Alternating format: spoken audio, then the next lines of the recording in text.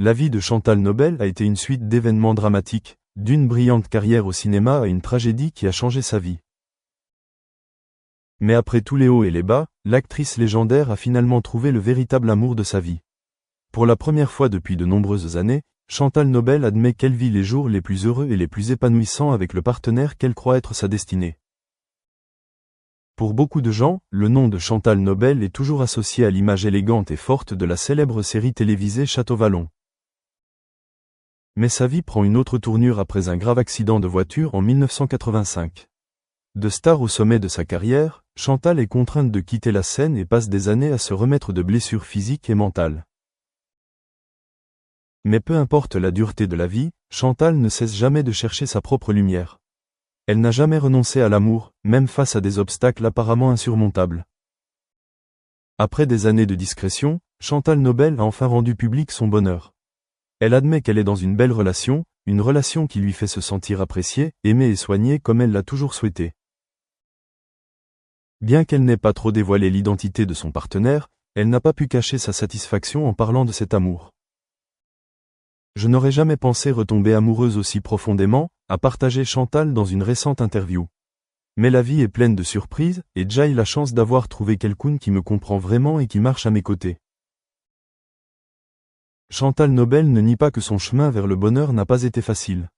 Les blessures du passé étaient toujours là, mais son partenaire l'a aidé à surmonter tous les obstacles, construisant ensemble une relation solide basée sur la compréhension et le partage. Nous ne sommes pas un couple parfait de contes de fées, mais ce qui est important, c'est que nous soyons toujours ensemble, que nous nous respections et que nous nourrissions constamment cet amour, a-t-elle souligné. En plus de l'amour, Chantal a aussi la chance d'avoir le soutien de sa famille, notamment de ses deux enfants, Anne-Charlotte Julien et Alexandra Marin. Après avoir regardé leur mère souffrir pendant des années, ils étaient heureux de l'avoir enfin trouvé quelqu'un qui pouvait lui apporter joie et paix. Les soirées en famille, les promenades au parc ou simplement les conversations chaleureuses sont devenues aujourd'hui les choses les plus précieuses dans la vie de Chantal. Pour elle, le bonheur n'est plus la célébrité ou la célébrité, mais des moments simples avec ses proches. Depuis qu'elle a trouvé le véritable amour, Chantal Nobel vit une vie plus paisible et plus épanouissante que jamais. Elle n'est plus hantée par le passé ou les choses perdues, mais chérit plutôt chaque instant du présent. Elle et son partenaire passent souvent du temps à partager des intérêts communs, comme la lecture, les voyages ou la participation à des activités caritatives. Ils ne recherchent pas l'attention du public mais souhaitent simplement profiter de la vie de la manière la plus simple. Chantal a partagé. Avant, je pensais que je serais seule pour toujours, mais maintenant je comprends que l'amour a toujours un moyen de trouver ceux qu'il mérite. Je suis reconnaissante d'avoir un merveilleux compagnon qui m'a aidé à croire à nouveau au bonheur. Le message de Chantal Nobel à ceux qui recherchent l'amour. À travers son histoire, Chantal Nobel veut dire à tous que l'amour n'a pas de limite de temps ni d'âge. Peu importe la douleur que vous traversez, croyez toujours que quelque part, il y a la bonne personne qui vous attend. Ne perdez jamais espoir, a-t-elle déclaré. Ouvrez votre cœur, donnez-vous une chance d'aimer et d'être heureux. Si je peux trouver l'amour après ce que j'ai vécu, tout le monde le peut. Après de nombreuses années de troubles, Chantal Nobel a enfin trouvé un bel amour. Sa vie n'est plus seulement faite de tristes souvenirs ou de regrets, mais d'un nouveau voyage plein d'amour et de chaleur. Que ses fans soient rassurés, Chantal a trouvé son havre de paix, un amour sans prétention mais sincère, imparfait mais durable. Et c'est la chose la plus précieuse que quiconque souhaite avoir dans la vie. Après avoir trouvé l'amour et la paix dans la vie, Chantal Nobel ne s'est pas arrêtée là. Elle planifie ses prochaines étapes, espérant profiter de chaque instant et contribuer davantage à la communauté. La famille a toujours été la priorité absolue de Chantal. Après des années difficiles, elle souhaitait passer plus de temps avec ses enfants, Anne-Charlotte Julien et Alexandra Marin, ainsi qu'avec ses proches. Elle organise souvent des réunions de famille et des petits voyages pour profiter de la vie ensemble.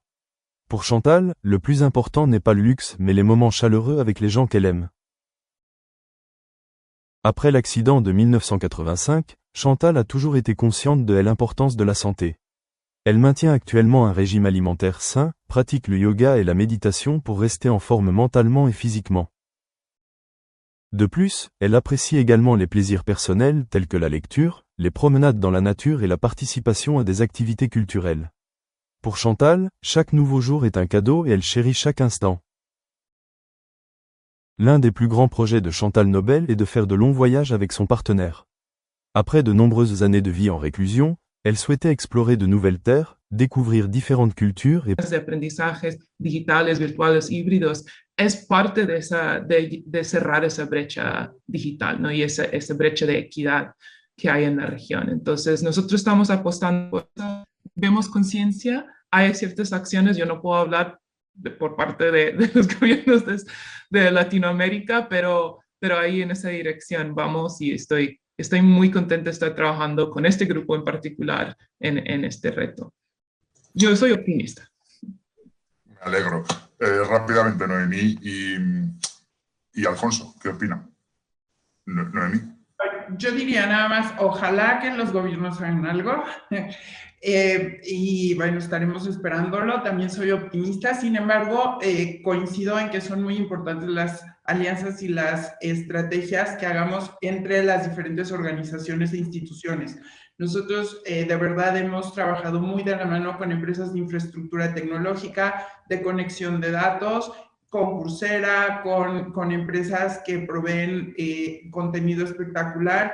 Entonces yo creo, cada vez nos estamos sumando más, buscando soluciones, no solamente para las zonas urbanas o privilegiadas, sino también para las zonas rurales, en donde, por ejemplo, nosotros trabajamos en la mitad de la sierra en Oaxaca, que es un poblado alejado con una comunidad zapoteca, teniendo resultados espectaculares. Por eso no es utopía, sí se puede. Cuando se suman las voluntades, de verdad que se puede.